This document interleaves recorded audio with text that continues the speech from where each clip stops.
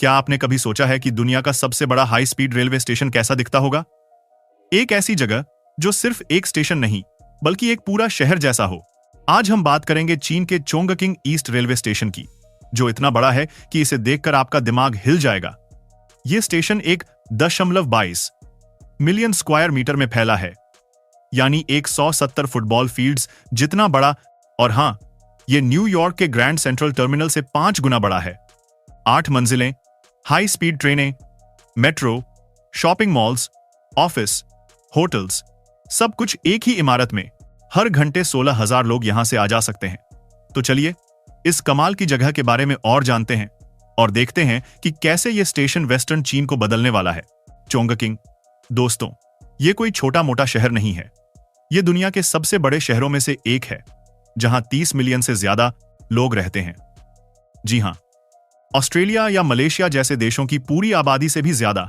यह शहर यांगत्से और जियालिंग नदियों के किनारे बसा है और चारों तरफ पहाड़ों से घिरा हुआ है। इसकी खूबसूरती देखते ही बनती है। ऊंची नीची पहाड़ियां, नदियों के ऊपर बने अनगिनत पुल और हर तरफ फैली हरियाली। लेकिन यही खूबसूरती इस शहर को मुश्किल भी बनाती है। सड़कें टेढ़ी मेढ़ी, नदियां चौड़ी और पहाड़ों की वजह से एक जगह से दूसरी जगह जाना आसान नहीं। फिर भी चोंगकिंग ने इन मुश्किलों को अपनी ताकत बनाया है। ट्रांसपोर्ट की चुनौती। चोंगकिंग का इलाका इतना जटिल है कि यहां ट्रांसपोर्ट हमेशा से एक बड़ी चुनौती रहा है। पुराने समय में रेलवे लाइंस को पहाड़ों और नदियों के बीच से गुजारना पड़ता था, जिसकी वजह से ट्रेनें धीमी थीं और सफर लंबा। 2000 के दशक में जब चीन ने हाई स्पीड रेल क्रांति शुरू की, तब चोंगकिंग को भी फायदा हुआ। चोंगकिंग नॉर्थ स्टेशन शहर का मुख्य हब बना, लेकिन जल्दी ही वो भी छोटा पड़ने लगा। हर साल लाखों लोग इस स्टेशन से गुजरते थे और पीक सीजन में तो हालत ऐसी हो जाती थी कि पैर रखने की जगह नहीं मिलती थी। ऊपर से पहाड़ी इलाके की वजह से पुराने स्टेशनों को बड़ा करना भी आसान नहीं था। भारत से तुलना। हम कहां खड़े हैं? अब जरा भारत की बात करते हैं।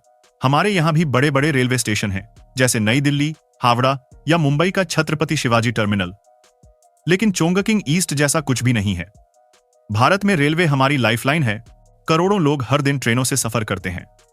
फिर भी हमारे स्टेशन अक्सर ओवरक्राउडेड रहते हैं और इंफ्रास्ट्रक्चर को अपग्रेड करने में समय लगता है। चोंगकिंग ईस्ट को देखकर लगता है कि भारत में भी ऐसे मेगा प्रोजेक्ट्स की जरूरत है, खासकर उन शहरों में जहां आबादी बढ़ रही है। हमारे मेट्रो सिस्टम्स और बुलेट ट्रेन प्रोजेक्ट्स इस दिशा में कदम हैं, लेकिन चोंगकिंग जैसी स्केल और स्पीड को मैच करने के लिए हमें और बड़ा सोचना होगा। क्या आपको लगता है कि भारत में ऐसा स्टेशन बन सकता है? कमेंट्स में बताइए। चोंगकिंग ईस्ट का जन्म 2019 में चीन ने फैसला लिया कि चोंगकिंग को एक ऐसा स्टेशन चाहिए जो भविष्य की जरूरतों को पूरा कर सके। 2022 में कंस्ट्रक्शन शुरू हुआ और सिर्फ 38 महीनों में यह स्टेशन तैयार हो गया। यह सुनकर हैरानी होती है, क्योंकि इतने बड़े प्रोजेक्ट को इतने कम समय में पूरा करना आसान नहीं। स्टेशन का डिजाइन अपने आप में एक चमत्कार है। 8 मंजिलें, जिनमें से कुछ जमीन के ऊपर हैं और कुछ नीचे। ऊपरी मंजिलों पर 15 प्लेटफॉर्म्स और 29 ट्रैक्स हैं, जो हाई स्पीड और नॉर्मल ट्रेनों को हैंडल करते हैं। नीचे की मंजिलों में मेट्रो लाइंस, बस, टर्मिनल, पार्किंग और शॉपिंग एरिया हैं। चोंगकिंग ईस्ट का डिजाइन देखकर आप दंग रह जाएंगे। इसका वेव जैसा रूफ 1,20,000 स्क्वायर मीटर में फैला है और इसका वजन 16,500 टन से ज्यादा है। इसे सपोर्ट करते हैं विशाल पेड़ जैसे कॉलम्स, जो चोंगकिंग के सिटी ट्री हांगू से इंस्पायर्ड हैं। ये कॉलम्स सिर्फ स्ट्रक्चरल नहीं हैं, बल्कि इनमें स्काईलाइट्स लगे हैं जो नेचुरल लाइट अंदर लाते हैं। इससे बिजली की खपत कम होती है। स्टेशन का डिजाइन सिर्फ ट्रेनों के लिए नहीं है, बल्कि ये एक पूरा सिटी सेंटर है। बाहर निकलते ही आप एक नए डेवलप्ड डिस्ट्रिक्ट में पहुंच जाते हैं, जिसमें ऑफिस, होटल्स, मॉल्स और पब्लिक स्पेसेस हैं। कंस्ट्रक्शन की चुनौतियां और टेक्नोलॉजी। चोंगकिंग ईस्ट बनाना कोई आसान काम नहीं था। शहर का पूर्वी हिस्सा गर्मियों में बहुत गर्म होता है, जहां तापमान 40 डिग्री सेल्सियस को पार कर जाता है। ऊपर से पहाड़ी इलाका होने की वजह से जमीन को लेवल करना एक बड़ी चुनौती थी। लेकिन चीन ने इसे टेक्नोलॉजी से आसान बनाया। लेजर गाइडेड बुलडोजर्स ने जमीन को मिलीमीटर की सटीकता से लेवल किया। स्क्रीडिंग रोबोट्स ने कंक्रीट का काम किया और ग्लास इंस्टॉलेशन रोबोट्स ने 800 किलो के पैनल्स को सटीकता से लगाया। AI पावर्ड सेफ्टी बॉट्स ने साइट पर खतरे चेक किए। इस ऑटोमेशन की वजह से काम की स्पीड 3 गुना बढ़ गई और लेबर कॉस्ट आधे से कम हो गए। Station city integration.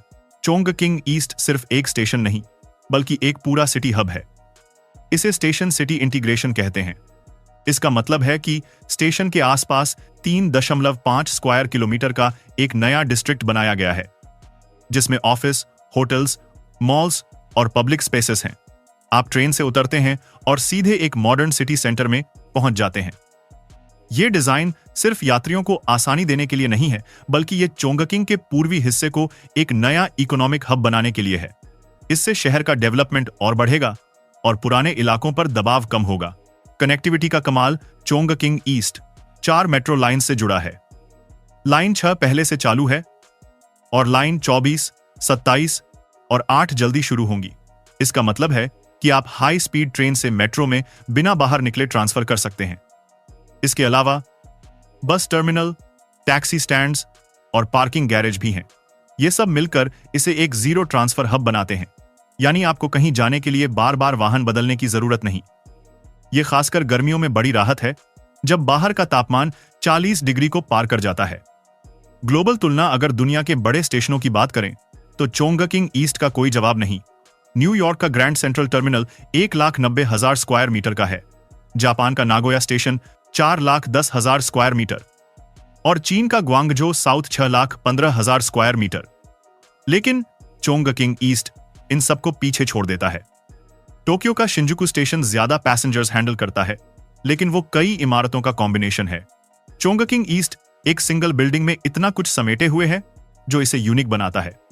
चीन का high speed rail network Chongqing east सिर्फ एक स्टेशन नहीं, बल्कि चीन के 8 vertical, 8 horizontal high speed rail network का एक अहम हिस्सा है। यह स्टेशन चोंगकिंग शियामन लाइन का सेंटर है, जो साउथ वेस्ट को साउथ हाईस्ट को जोड़ती है।